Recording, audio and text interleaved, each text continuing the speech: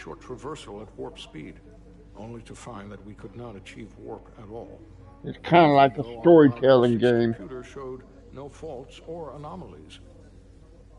What do you make of that? When all indications say that warp speed is possible, but in practice, we find it is not.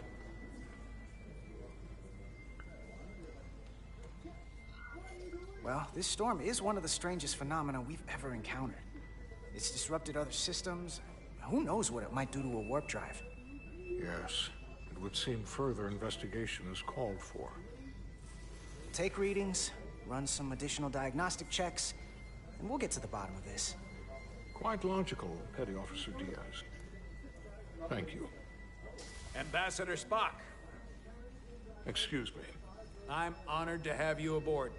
I'd like to get right to it. We're already behind.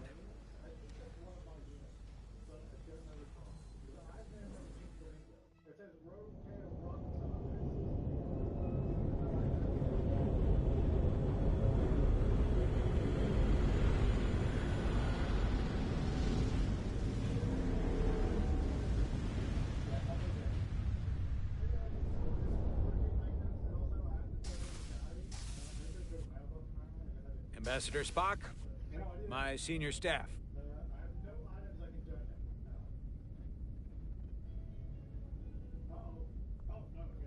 It's not every day that a captain gets to welcome a Starfleet legend aboard. You flatter me, Captain Solano.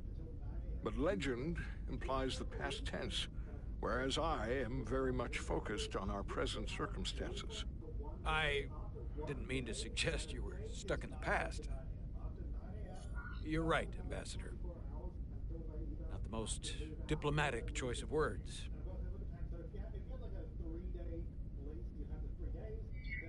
You are a legend, Ambassador. There's not an officer in Starfleet that doesn't know of your career.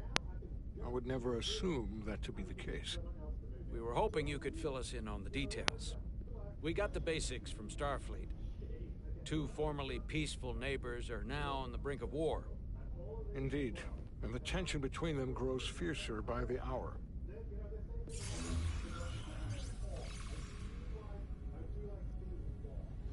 Ilidia and Hotari. Ilidians are the more advanced species. They made first contact with the Hotari over a century ago. This is Tau, the Hotari moon. It is rich in dilithium, and for decades, the Hotari and the Ilidians have shared a mining operation there. The Ilidians provide the technological resources, while the Hotari have served as the labor force.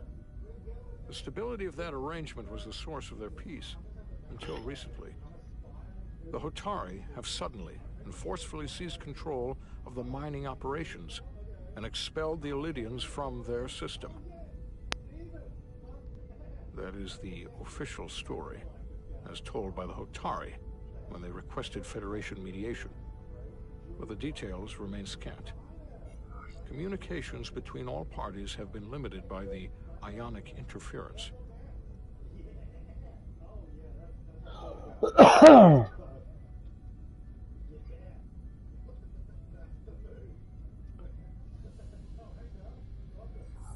How is it the Hotari were able to turn the tables and take the mines against superior forces, especially after decades in this arrangement? Unclear. The answer to that question may be the key to a new, lasting peace, and one that I hope we can uncover during these negotiations. But it is unlikely the relatively primitive Hotari forces would stand a chance against the Ilidian fleet if this escalates to open war. Left unchecked, this conflict will result in more bloodshed, which is what we are here to prevent. And the dilithium trade hangs in the balance. Clearly, the Hotari have been exploited in this relationship. Maybe we can persuade them peace is the more profitable alternative for everyone. They both profited from the mines. And for the Hotari, something is better than nothing. Peace is our objective, after all. That is correct.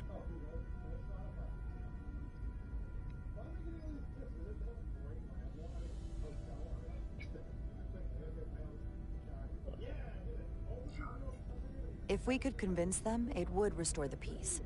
But we would need the Hotari to accept a difficult compromise. Made all the more difficult by the emotions flaring on both sides, no doubt. Neither the Illidians or the Hotari are members of the Federation, so we can't make them do anything. There is an additional complicating factor I should mention. In the past, the Federation has relied on the Illidians as a source of dilithium. That certainly changes things. Federation sources its dilithium from a lot of places. Yeah, and this is one of them.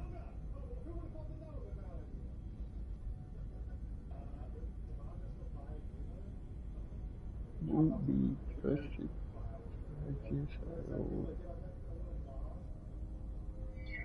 So we've already played a part in this. Unfortunately, that is indeed the case, Commander Rydek.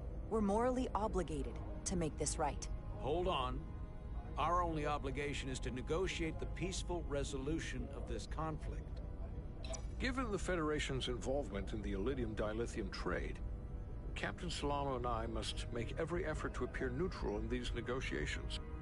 What worries me is if this whole thing unravels, and we're at the mercy of the storm at less than full strength. We can't let it come to that. Considering what the Ion Storm has done to our ship, and the Ambassador's shuttle, we have to assume the Illidian fleet has had problems with it as well. This recent surge in the energy disturbance temporarily levels the playing field. Commander Westbrook is correct. The energy anomalies around the Hotari systems have been noted in the past. But they have never been observed on the orders of magnitude we have seen in recent weeks. The field isn't level. We have the backing of the entire Federation. Either of these forces would be foolish to attack us. That's probably what the Illidians thought too. We are here because we are up to the task at hand. All the more reason to learn as much about the energy anomaly while we can. We do not want to be caught at a disadvantage, should the situation escalate. So I trust we understand our circumstances. We're operating on a strict timetable here, and we're going to be leaving for the negotiations shortly. Commander Westbrook, I want you to leverage our systems to investigate the anomaly from here while we're gone. Aye, Captain. Thank you all. Dismissed. I want to speak to both of you privately.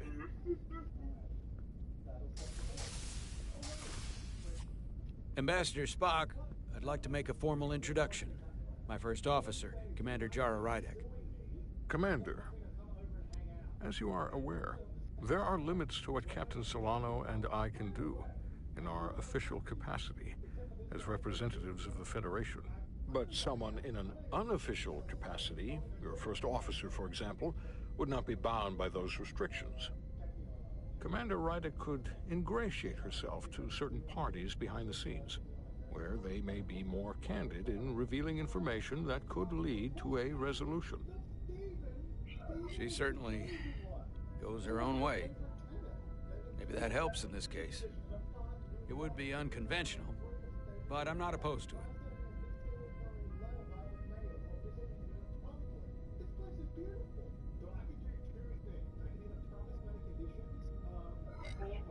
I'm perfectly happy to work outside the lines. And by extension, you will be doing your duty, Commander. Just not too far outside the lines. Well, I hope Commander Rydek will have more luck finding out what really happened than we will through official diplomatic channels. The fate of the negotiations, the interests of the Federation, and the prospect for peace may very well depend on it.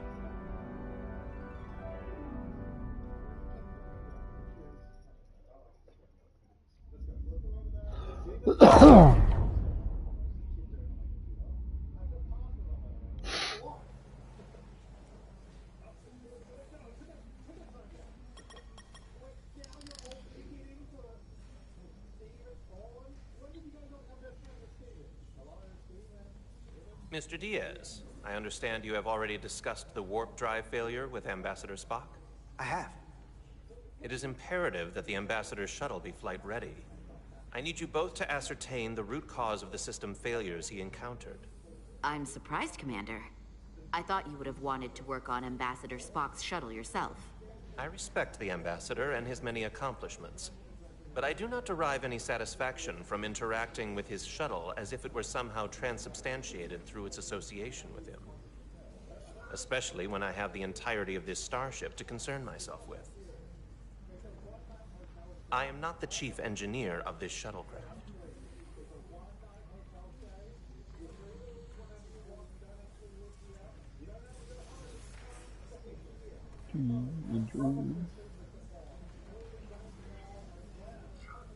When you look at it logically, yes, it is just a shuttle.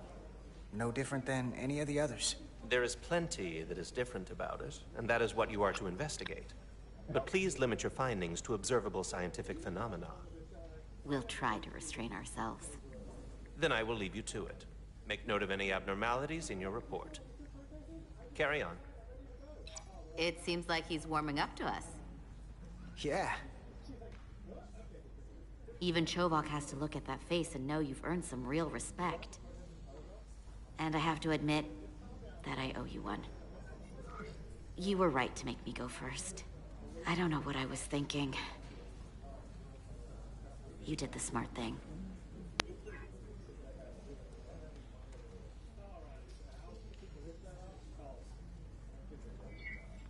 You've put me out of trouble how many times? Call it even. Okay. At the very least, maybe I can track down that bottle of Saurian brandy you're still on the hook for. But first, we have work to do.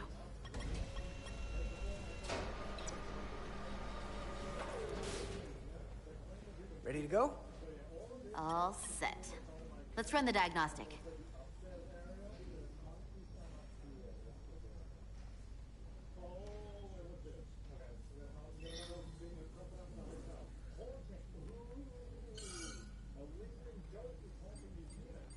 So, I know about your talk with Miranda. You do? She sent me a Priority 1 dispatch right after your conversation. Knowing you two as well as I do, I thought you'd jump at the chance to, take it to the next level. Why'd you tell her you just wanted to be friends? I was surprised to hear that. I mean, we already know you like her. Not that far off to like her like that. Because I do think we should just stay friends. I don't want to do anything to mess that up. Fair enough. I get it. And a direct, honest answer is gonna make it a lot easier to stay friends. Just, when you see her, don't make a big deal of it, and I'll be there to smooth things over. Is that thing done? Yeah, it's wrapping up. Let's see. The relays along the primary EPS are blown. The backup relays are all intact. An EPS overload from the warp drive could cause that. But how did the shuttle end up dead in the water? Huh. Well, maybe the ship's data recorder can tell us something.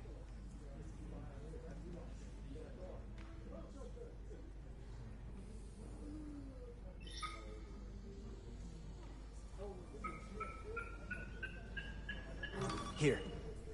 They were only about 8 minutes from their plotted warp point. No faults, just those warnings. What are they?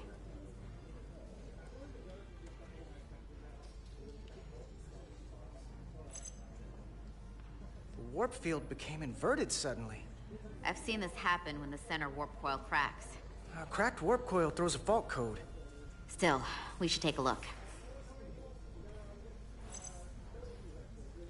There was a complete warp cascade failure. Wow. They're lucky the shuttle didn't turn inside out. Makes me think the computer panicked on the warp field equation.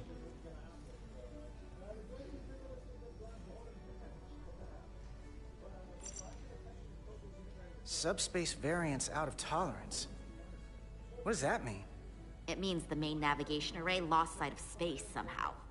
Would the array going offline cause that? Yes, but it should have also thrown a fault code.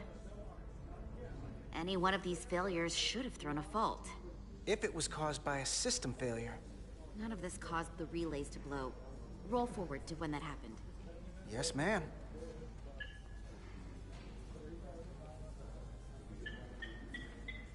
So here, they take a moment to get their bearings and they attempt to re-engage the warp drive. There. That's the relays blowing. And look, there's another warp system alert. They're all the same. Subspace variants out of tolerance, or warp inversions. Finally, there's a complete warp cascade failure. Then it's one of two things. Either a warp coil is cracked, or the navigation array is offline. That makes sense. Divide and conquer. You want to check the warp coils or the navigation array? I'll check the other. Let's not overcomplicate this. One of these systems is likely broken. I'll check the navigation array.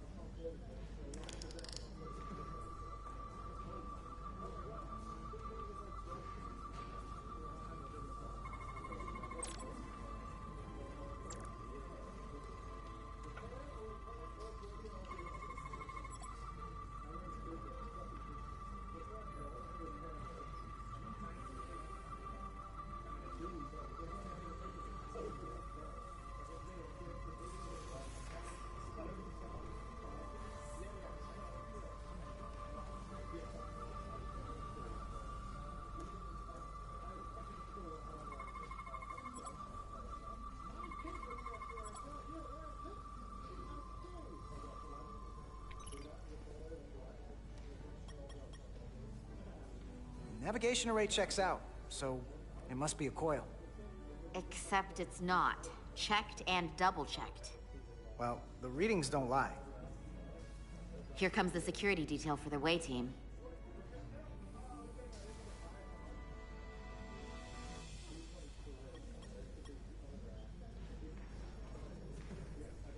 Hey, going planet-side? Yep, as soon as the negotiating team comes down from the bridge. Apparently, we don't get to leave just because I'm ready. Should be an interesting ride down to the surface. I'm not looking for a repeat of whatever went down here. Yeah. Not my share screen, but the broadcast I can broadcast. I'm broadcasting right now.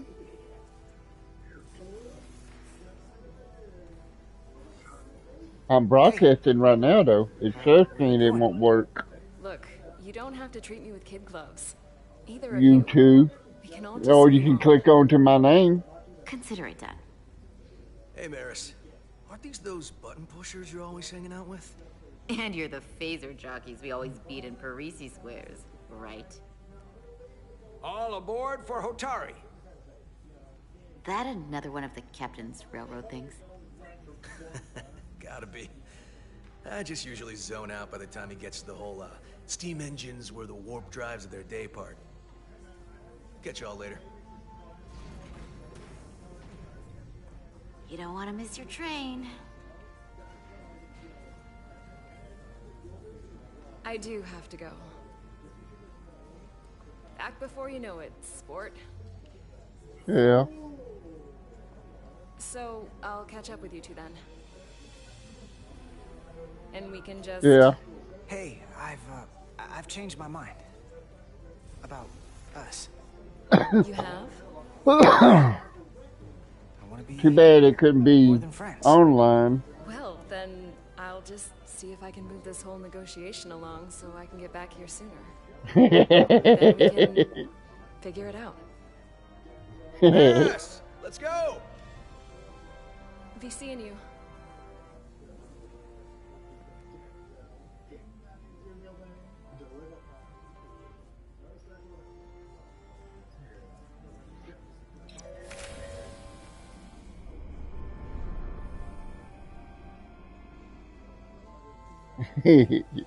Etzelar de Diaz. If you could float back down to reality, we still have a ways to go. All right, where were we?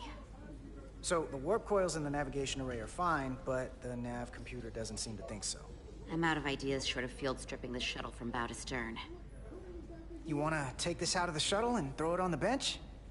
Oh, real hands-on maintenance. I like it. Okay, the nav computer is patched into the ship. The ship's computer can double-check our work. If the shuttle's nav computer's putting out false data, we'll know it. Let's run through the shuttle's logs again. Running now.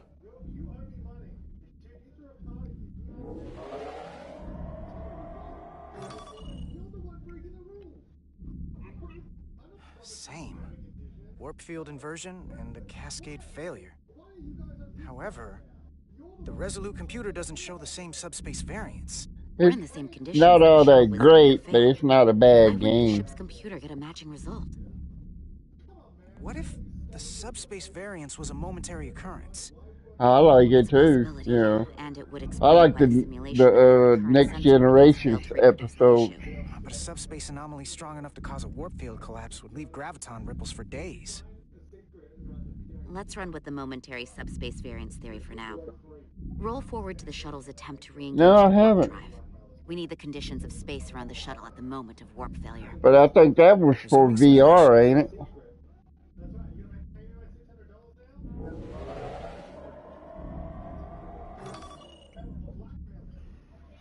Error in warp field calculation.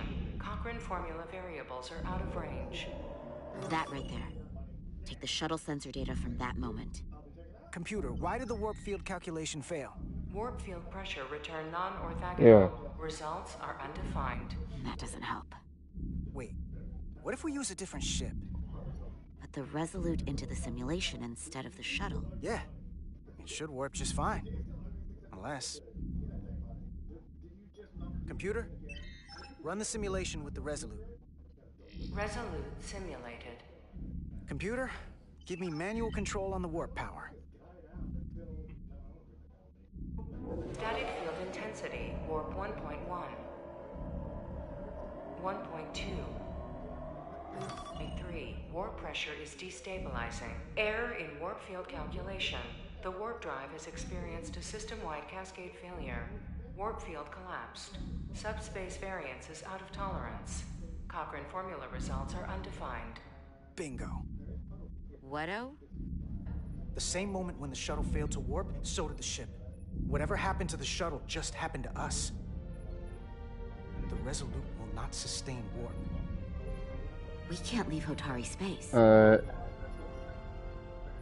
It's not horrible. You know, it ain't all that great, but it's not horrible.